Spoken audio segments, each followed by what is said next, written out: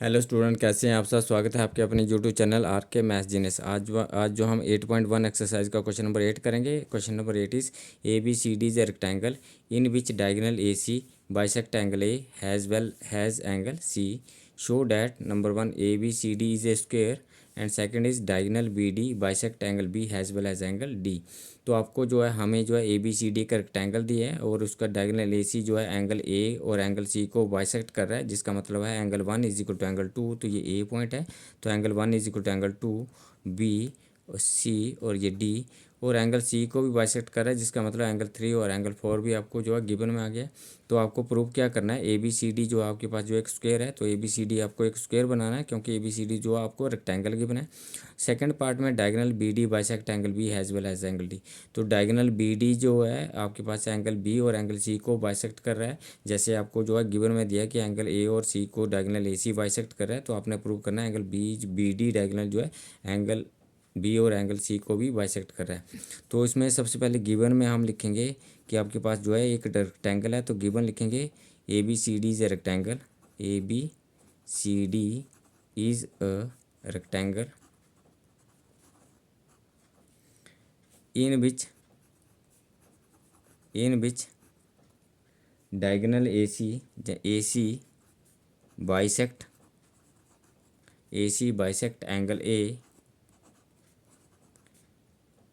has angle C। तो इसका मतलब क्या है, it implies angle 1 is equal to angle 2 and angle 3 is equal to angle 4। आपको जो है ये गिवन में आ गया। एंगल ए सी जो है ए को बाइसेक्ट कर रहा है और एंगल सी को बाइसेक्ट कर रहा है, इसका मतलब angle 1 is equal to angle 2 and angle 3 is equal to angle 4। तो आपका फर्स्ट प्रूफ से स्टार्ट करेंगे। तो फर्स्ट प्रूफ आपके पास क्या है, to proof A B C D is a square. तो आपको जो है A B C D is a square prove करना है, और आपको जो है ए बी सी डी को रेक्टेंगल गिवन है।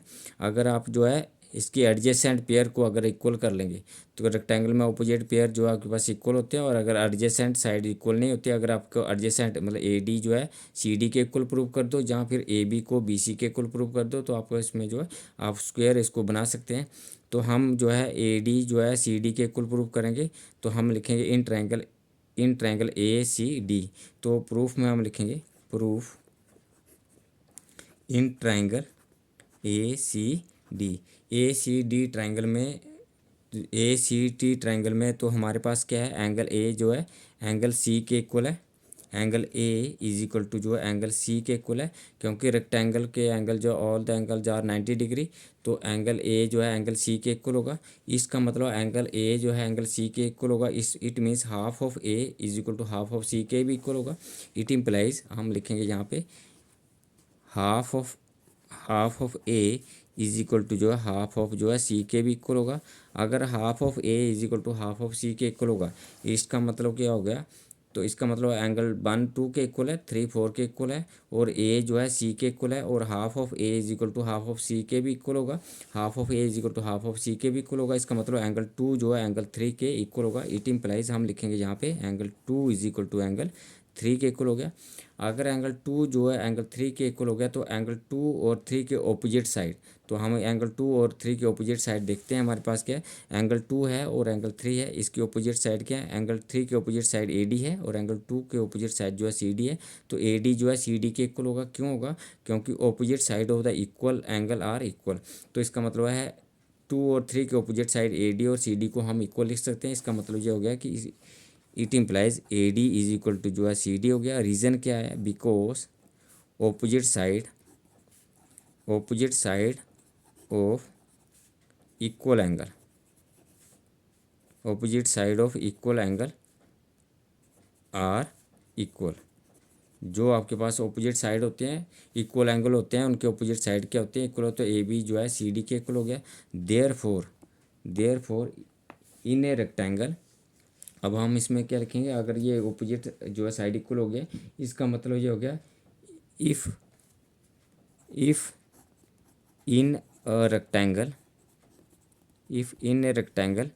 पेयर ऑफ adjacent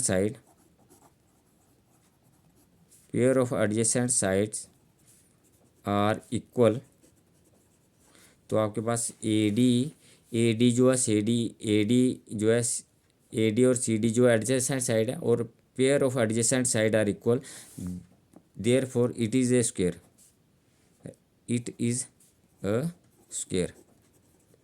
हैंस हम हैंस लिख सकते हैं, hence A B C D is a square. तो आपके पास जो है ए बी सी डी एक स्क्वेयर हो गया।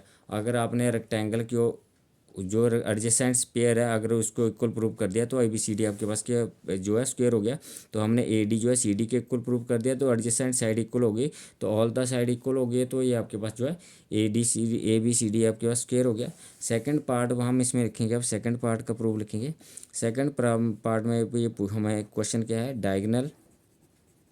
Diagonal B D bisect angle B has well has angle D. तो बी डी जो है एंगल जो है बी और एंगल डी को बाइसेक्ट कर रहा है, ये प्रूव करना है। तो हम इसमें लिखेंगे we know that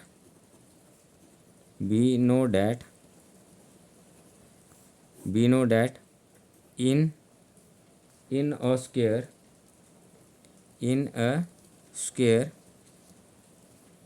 comma square diagonal bisect in a square diagonal bisect the angles. Square में जो है डायगोनल जो है एंगल को बाइसेक्ट कर रहे हैं। इट इम्प्लाइज, जब हैंस करेंगे हैंस बी डी, तो आपके पास जो बी डी यहाँ पे एक डायगोनल आएगा, तो बी डी जो है डायगोनल आएगा और बी डी जो है उसके जो है एंगल को जो है बाइसेक्ट करेगा, क्योंकि स्क्वायर के डायगोनल होते हैं एंगल को बाइसेक्ट करते हैं। Hence B D bisect angle B has angle D. तो आपके पास जो है क्योंकि स्क्वायर के जो डायगोनल होते हैं डायगोनल बाइसेक्ट एंगल्स, तो स्क्वायर के जो डायगोनल होते हैं वो एंगल को बाइसेक्ट करते हैं, तो हैंस जो है बी डी भी जो है एंगल बी और एंगल डी को जो है बाइसेक्ट करेगा। तो ये आपके पास जो है प्रूव हो गया आपके पास जो है B D diagonal bisect angle B and angle D. तो thank you for watching me.